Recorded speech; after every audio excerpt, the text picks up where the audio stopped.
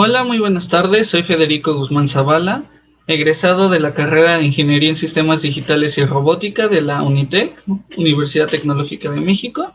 Hoy me encuentro con Galilea de la Luz Brambila, que es directora en gestión de riesgos de la empresa FastRun. El motivo de este documento es para la materia de continuidad del negocio y se van a abordar los temas para una correcta gestión de riesgos. Para empezar, me gustaría hacer unas preguntas, la cual es, ¿cuáles son las etapas de la continuidad del negocio? Bueno, muchas gracias por la invitación y lo vamos a desarrollar principalmente en 5 pasos. Lo primero es hacer una determinación del alcance. Con esto es evaluar los distintos departamentos, se comienzan con aquellos que tienen mayor importancia y se continúan con aquellos restantes de la organización hasta completar toda esta. Después se realiza justo un análisis de la organización. Aquí se recopila toda la información para los procesos de negocio y se evalúan las necesidades y los recursos que se necesitan para cubrir esas necesidades. En tercer paso tenemos la determinación de la estrategia. Aquí se plantea si existe un desastre, cuáles serían los pasos a seguir para recuperar los archivos en un tiempo determinado. Esta es la parte de propuesta, ¿no? La parte del plan de acción. Después, el cuarto paso es una respuesta a la contingencia. Y estas son aquellas estrategias de recuperación. Influye el plan de crisis anterior, que ya hicimos en el paso 3, y todo esto con la finalidad de recuperar el entorno perdido. Y finalmente existe una fase de prueba y mantenimiento donde se implementa el negocio producto de haber realizado ciertas pruebas para medir su eficacia. Cuando ya está implementado, se debe realizar evaluaciones periódicas para mantener su funcionamiento y tener una mejora continua a lo largo de todo el producto en el mercado. Ok, muchísimas gracias por desglosar las 5 fases. Para continuar, me gustaría preguntar, ¿cuál es el protocolo en caso de alguna falla en la producción? Ok, primero se empieza identificando el problema. ¿En qué zona está? ¿En qué departamento? ¿En qué proceso? Después se localiza al sujeto cero. Esto va a depender obviamente de la situación que estemos evaluando o de la crisis que se esté presentando. Después, en el paso 3, se revisa la salud de los involucrados. Como fase 4, se hace un chequeo de las máquinas que pudieron resultar afectadas y en caso de estar afectadas, mediante el protocolo se va a realizar el procedimiento adecuado para que esa máquina tenga un funcionamiento adecuado de acuerdo a los protocolos. Después se analiza por qué hubo esa falla, ¿no? Es importante hacer este análisis para que los errores no vuelvan a repetirse. Después se induce a la capacitación del personal nuevamente para que pueda tener esta facilidad del manejo de las máquinas y que estos errores no puedan volver a repetirse en caso de que hayan sido producto de un error humano y en caso de que hayan sido de naturaleza de las máquinas, que sepan cómo actuar en este caso. Y pues eso sería finalmente el fin del proceso. Terminamos con la capacitación. Muchísimas gracias por contestar. Siguiendo la entrevista, me gustaría preguntar qué mecanismos de control se usan en su empresa.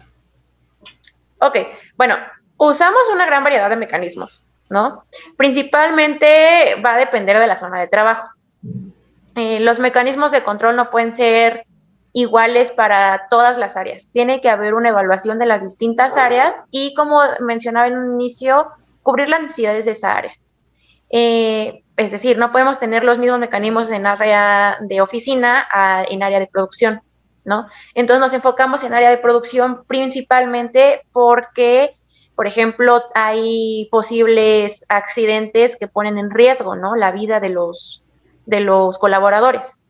En la parte de oficinas, bueno, tenemos otro tipo de riesgos como ahorita, por ejemplo, la situación de COVID, contagios, como infecciones en general, la parte del burnout, pero generalmente van muy enfocadas a las áreas que maneja la empresa.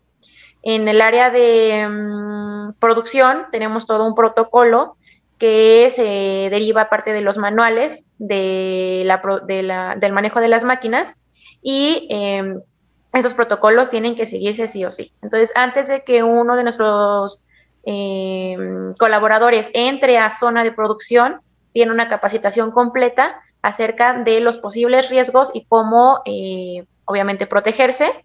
Y también tienen todo un protocolo de uso de, ¿cómo se le llama?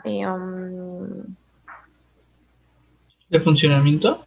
No, de material de protección para ellos mismos, perdóname. Ok. Sí. Pero es son todos los recursos que le da la empresa para salvaguardar su integridad física. ¿Ok? Ok. Ok. ¿Hay algunos pasos que se deben de seguir dependiendo del área o son globales? Bueno, en general seguimos un protocolo para poder cubrir todas las necesidades. Lo primero es establecer un objetivo, ¿no? ¿Cuál es la meta que deseamos cumplir? Después generamos un plan de acción que habla acerca de qué manera se va a lograr esa meta. El paso 3 sería realmente establecer los programas. ¿Cómo vamos a lograr llegar a la meta o al objetivo que tenemos? Y es importante una parte fundamental en los presupuestos, porque, bueno, como empresa seguimos siendo una organización que se mueve a base de los recursos que tenemos. Entonces es necesario evaluar el capital que vamos a invertir en esta problemática, ¿no? Y al final de hacer toda esta evaluación, entonces es cuando decidimos cómo cubrir todas las necesidades que tenemos que cubrir dependiendo de cada área. Ok, muchísimas gracias por contestar.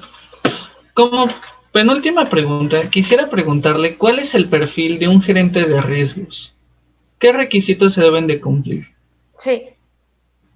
Bueno, hablar de un perfil de un gerente de riesgos es muy amplio, ¿no? Podríamos mencionar algunas características como, por ejemplo, la honestidad. En parte de seguimiento de riesgos, es muy importante que una persona sea honesta debido a que lo que está en juego es la integridad de las personas, ¿no? Obviamente es necesario cuidar la parte organizacional, pero también es súper importante cuidar el capital humano. Entonces, la parte de honestidad. Y aunado a esto llevamos la parte de responsabilidad, ¿no? Es muy importante que un gerente tenga la parte de responsabilidad porque estamos con personas, estamos trabajando con personas, a pesar de ser una empresa que gira en torno a la producción, ¿no? También una parte, obviamente, de liderazgo, al ser un puesto de alta gerencia, de altos mandos, y parte de proactividad. La proactividad funciona en este sentido por estar buscando la mejora continua siempre en pro de reducir los riesgos, la probabilidad de riesgos. Mientras menos probabilidad de riesgo tengamos, entonces mayor tasa de éxito vamos a tener y también pues la satisfacción de nuestros colaboradores va a crecer y va a hacer que la empresa crezca automáticamente. Hablando ya un poco más específico, por ejemplo, debe de saber acerca de computación sobre el negocio, tiene que tener a fuerza un nivel de análisis alto por esta misma parte de, ok, me adelanto a cuáles son los riesgos y a cómo los podemos disminuir. Debe tener una parte de programador y muy importante la parte de conocimientos del sistema financiero. Okay.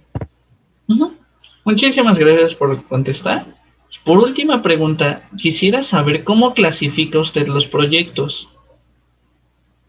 Ok, bueno, hay diferentes clasificaciones, ¿no? Por ejemplo, hay algunos riesgos que son conocidos, ¿no? Son riesgos que ya se han analizado y que pueden tener una acción preventiva. Estos son, por ejemplo, los accidentes más comunes con máquinas, ¿no? Que son muy recurrentes y que se pueden subsanar con una debida capacitación del personal. Luego tenemos algunos riesgos que son desconocidos, no se han identificado y entonces no hay manera de establecerlos, de tratarlos ni de predecirlos. Hay riesgos positivos y son aquellos que se pueden considerar como oportunidades. el equipo puede mejorar a través de ellos. Es decir, toman un riesgo y a través de ese riesgo, en lugar de verlo como un error, lo ven como una oportunidad de crecimiento o lo vemos como una oportunidad de crecimiento y lo utilizamos para una mejora continua. Existen también unos riesgos que son negativos y son aquellas amenazas al proyecto directamente de la empresa. Y esto es necesario que el equipo inmediatamente se enfoque en mitigarlos. No hay alguna otra situación. Existen también fuentes externas, que son riesgos que dependen del entorno, como pueden ser fenómenos climatológicos, desastres naturales, algunas situaciones políticas, algunas situaciones de normatividad que se implementen y que afecten al proyecto directamente. Y también existen fuentes internas. Estas se producen por medios técnicos o operacionales que están dentro de los procesos de la misma empresa. Ok. Muchísimas gracias por responder. La verdad es que la entrevista fue bastante enriquecedora, me va a ayudar mucho a mi trabajo. Me dio mucho gusto poder platicar con usted y poder conocer a una persona de su calibre. Ok, Creo muchísimas que gracias sería a ti todo por de la mí. invitación. Creo que sería todo de mi parte. Nada más me gustaría despedirme y que tenga una excelente noche. Ok, cuando quiera, ingeniero. Gracias. Hasta luego.